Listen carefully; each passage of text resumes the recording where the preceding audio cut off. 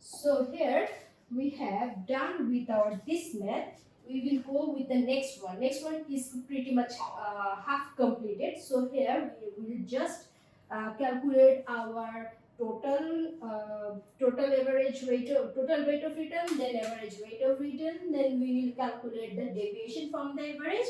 From there we will get the square of deviation, and after that finally we will get our standard deviation. So here there are different age group people we have, and each age group have a certain number of person.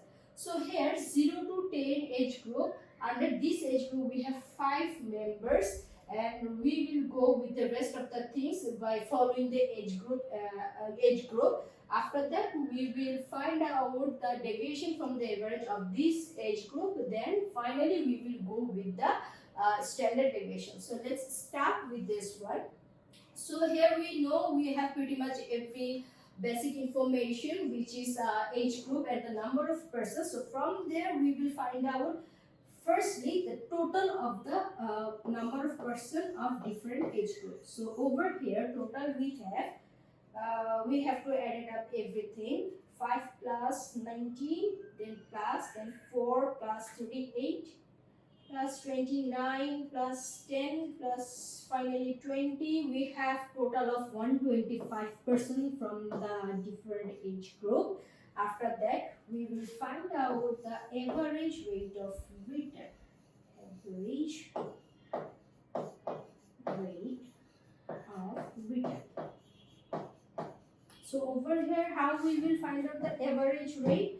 How many age group we have? 1, 2, 3, 4, 5, 6, 7. So 125 divided by the 7. We will find out 17.86. So this is the average rate of return we have. Now we will calculate the deviation from average, which is return minus average. So over here we will subtract 75 from 17.86. So here 5 minus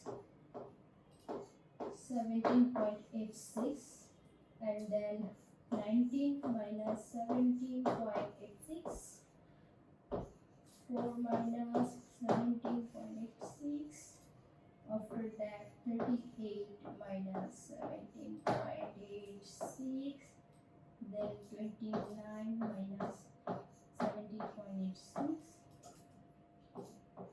10 minus 17.86, and then finally 20 minus 17.86. Now we calculate this one. 5 minus 17.86, which will come with a negative 1, minus 12.86. Then 19 minus 17.86. This will with the positive one, 1.14. Then 4 minus 17.86. This will also come with the negative one, 13.86. Then 38 minus 17.86, which will give us 20.14. Then 29 minus 17.86, which is 11.14. Then 10 minus 17.86, this will give us a negative one again, 7.86. And 20 minus 17.86 will give us a positive one, obviously, 2.14. So these are our age group. From there we have find out the total number of person from different type of age group, which is 125. After that we have found out that average rate of return. I just added up all the things and divided by the how many age group we have, and which is 17.86. After that we have find out the deviation from average for the each group, which is the all I have written already. After that, now our main concern is the standard deviation. So for this we have to find out the each square of deviation. So how we will calculate again? Minus 12.86 into minus 12.86. So following this method I will calculate the whole thing. Minus 12.86 into minus 12.86. It will give me 165.38. I will follow the same method, so I will not write the whole thing. Just calculation I will write 1.30. Then minus 13.86 into minus 13.86. It will give me 192.09. Then 20.14 into 20.14 will give me 405.62. Then 11.14 into 11.14 will give me 124.09. Then 7.86 into 7.86 will give me 61.78. And then 2.14 into 2.14 will give me 4.58. 4.58. So here each individual group has their each square of deviation. So from there we will calculate the total square of deviation, then we will calculate the standard deviation. So for this we have to add up all, like total of square deviation.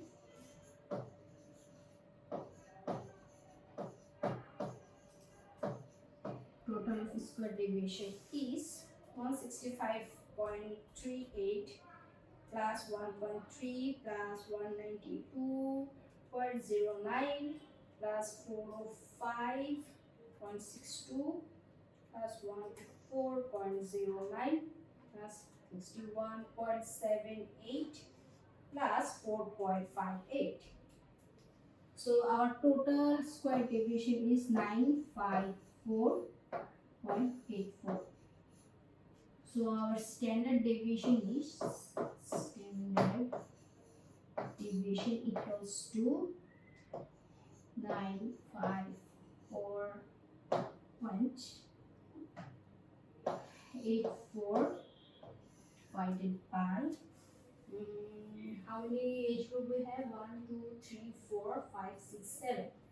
It means 7 minus 1 give us the root over. So over here we will divide by 6, and if you root this answer then we will get 12.61. So from this math we have found already our standard deviation, which is 12.61. So overall I will give you a quick review, which is we have different age groups, which is 8 different age groups, and maintaining these age groups we have different number of persons for each age group. So from there we have find out the total number of persons for the individual age group. From there we have find out the average rate of return, which is pretty much a simple average rate of return calculation.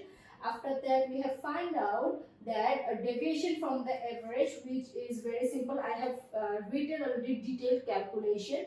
After that we just simply square our deviation. After this we just add them up, then we divided by the number of each group we have, subtracting by 1, and then after the amount we have we just root over that one, and we already get the standard deviation, which is 12.61. This is the second mathematics we have. There are different types of mathematics like this one. This is pretty much easy one. I have done already with this, and these are the showing the average age group From this you have pretty much understand how to calculate this one. This is called the group data, and these are not the group data, this is ungrouped data, we can say. Group data means you have already given up all the things and you just need to calculate the standard deviations.